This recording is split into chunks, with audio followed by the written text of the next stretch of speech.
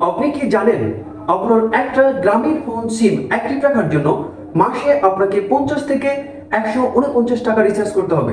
আপনি যদি রিচার্জ করার পর কোনো টাকা খরচ নাও করেন, আপনার সকল ব্যালেন্স যদি থেকে যায়, তবুও আপনি এক মাসের পর এই টাকাটি আর ব্যবহার করতে পারবেন না যতক্ষণ পর্যন্ত আপনি আবার রিচার্জ না করবেন।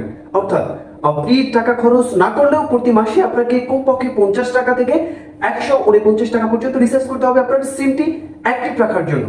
এখন আপনি ধরেন 50 টাকা রিচার্জ করতে পারলেন না, সর্বনিম্ন 10 টাকা রিচার্জ করতে চান, সেটা তো সম্ভব না, কারণ সর্বনিম্ন রিচার্জ 20 টাকা। আপনি যদি গ্রামীণ ফোনে 20 টাকা সর্বনিম্ন রিচার্জ করতে চান, তাহলে আপনার ব্যালেন্সের মেয়াদ পাবেন 10 দিন, অর্থাৎ মাসে আপনাকে 3 বার 20 টাকা করে রিচার্জ করতে হবে এক মাস পুরো সিমটা অ্যাক্টিভ রাখার জন্য।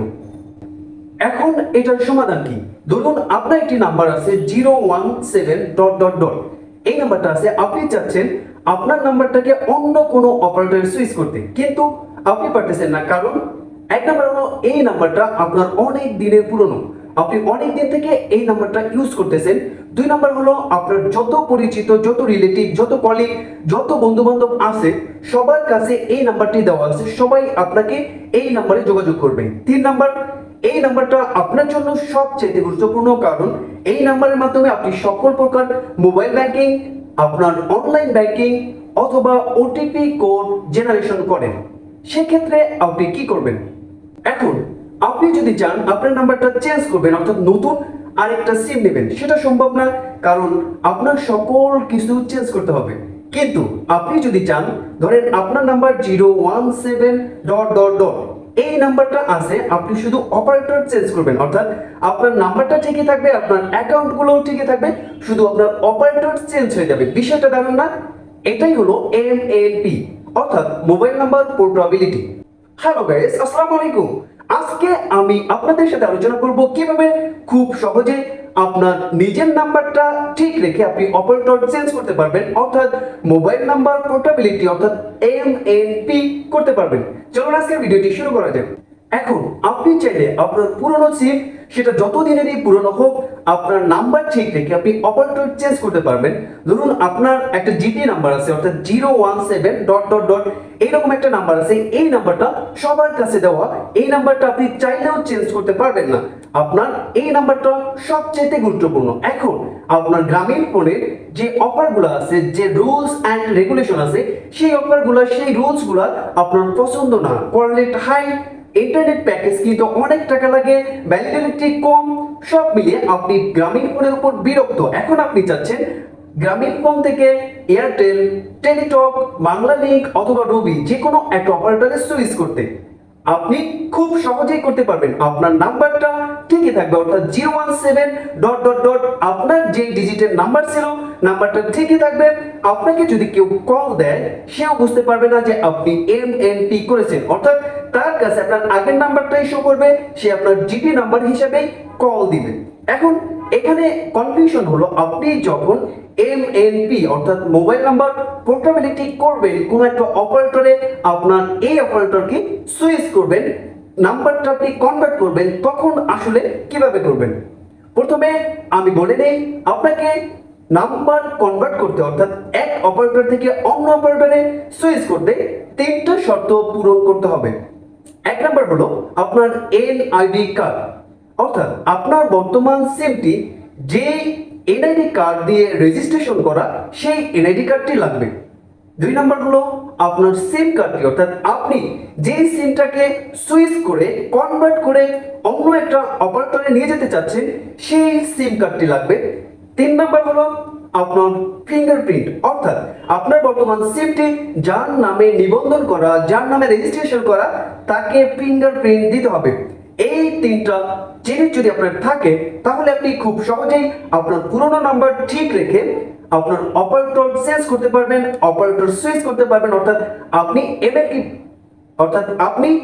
MNP করতে পারবেন। এখন আমাদের সকলের মাঝেই একটা কনফিউশন কাজ করে, আমার জিপি নাম্বার থেকে আমি কনভার্ট করে টেলিটকে MNP করব। এখন আমি কি টেলিটকের কাস্টমার কেয়ারে যাব নাকি জিপির কাস্টমার কেয়ারে যাব? অর্থাৎ এখানে আপনাকে স্পষ্ট মনে রাখতে হবে, আপনি যেই নাম্বারে কনভার্ট করবেন, অর্থাৎ আপনি যেই অপারেটরে যেতে চাচ্ছেন, সেই কাস্টমার কেয়ারে যেতে হবে। আপনি যদি জিপি থেকে টেলিটকে কনভার্ট করতে চান তাহলে আপনাকে সরাসরি চলে যেতে হবে টেলিটকের কাস্টমার কেয়ারে, কারণ জিপির কাস্টমার কেয়ারে আপনার কোনো কাজ নেই। এখন আসি আমরা কস্ট কত হবে। মোটামুটি সকল অপারেটরে এমএনপি করতে 250 টাকার আশেপাশেই কস্ট হয়ে থাকে, অর্থাৎ 250 টাকার আশেপাশে খরচ হয়ে থাকে। শুধুমাত্র টেলিটকে যদি কেউ এমএনপি করেন সেটা ফ্রিতে করতে পারবেন। এখন আসি আপনারা যে বিষয়টা নিয়ে সবচেয়ে বেশি ভয় পাচ্ছেন, অর্থাৎ আপনি যদি এমএনপি করেন আপনার সিমটা সবচেয়ে গুরুত্বপূর্ণ। আপনার সিমে মোবাইল ব্যাংকিং আছে, যেমন বিকাশ, নগদ, রকেট অথবা উপায় অথবা অন ব্যাংক অথবা শিওর ক্যাশ অথবা মুভি ক্যাশ অথবা ট্রাস্ট ব্যাংকের অ্যাকাউন্ট আছে অথবা আপনার অনলাইন ব্যাংকিং আছে, যেখানে আপনার ওটিপি জেনারেট করতে হয়, অর্থাৎ অন টাইম পাসওয়ার্ড আসে, সেই ওটিপি আপনাকে দিতে হয়। এখন আপনি যদি এমএনপি করেন তাহলে আপনি ওটিপি পাবেন কিনা। আপনি এমএনপি করার 48 ঘন্টার মধ্যে সকল ব্যাংকিং সার্ভিস তাদের সিস্টেমে এমএনপিটা আপডেট করে নেন। তারপরে যদি কোনোটা আপডেট না হয়, আপনি যদি ধরেন বিকাশ ইউজার হয়ে থাকেন, আপনি আপনার ফোন থেকে ডায়াল করবেন *247# রিপ্লে করবেন 9 অর্থাৎ মাই বিকাশ অপশনে, তারপর দেখবেন 6 নম্বরে এমএনপি নামে একটা অপশন আছে, 6 নম্বরে ক্লিক করে আপনি আপনার অপারেটরটা সিলেক্ট করে পিন নাম্বার দিয়ে দেবেন, আপনার এমএনপি সিস্টেমে আপডেট হয়ে যাবে। তাই ভয়ের কিছু নাই।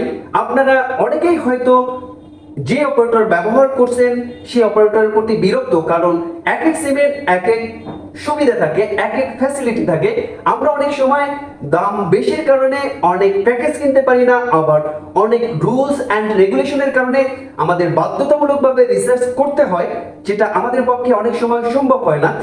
সেই জন্য আমরা চাইলে আমাদের পুরাতন নাম্বারগুলো থেকে নতুন নাম্বারে কনভার্ট করতে পারবো, অর্থাৎ আমার এক অপারেটর থেকে খুব সহজেই আরেক অপারেটরে কনভার্ট করতে পারবো কোনো প্রকার টেনশন ছাড়া, অর্থাৎ আপনার নাম্বার আগেরটাই থাকবে, শুধু অপারেটর সুইচ হয়ে যাবে। এখন আপনারা প্রশ্ন করতে পারেন যে সকল প্রকার সিম থাকতে আমি জিপিটাকে কেন টার্গেট করলাম। কারণ আমি জিপি ইউজার, আমি জিপির রুলস অ্যান্ড রেগুলেশন মানতে পারি না, কারণ সবাই রিসার্চ করতে পারে না। আমার সিমটাকে অ্যাক্টিভ করার জন্য বাধ্যতামূলক আমাকে রিসার্চ করতে হবে। এই বিষয়টার ঘোর বিরোধী আমি। আশা করি যারা আমার এই ভিডিওটি শুরু থেকে শেষ পর্যন্ত দেখেছেন আপনারা এমএনপি সম্পর্কে A to Z জেনেছেন। আপনারা খুব সহজেই এমএনপি করতে পারবেন। এইরকম নতুন নতুন ভিডিও পাওয়ার জন্য আমার পেজটিকে ফলো দিয়ে রাখবেন। ভিডিওটি ভালো লেগে থাকলে শেয়ার করে আপনার বন্ধুদের দেখার সুযোগ করে দেবেন। দেখা হবে নতুন কোনো ভিডিওতে। Thank you everyone.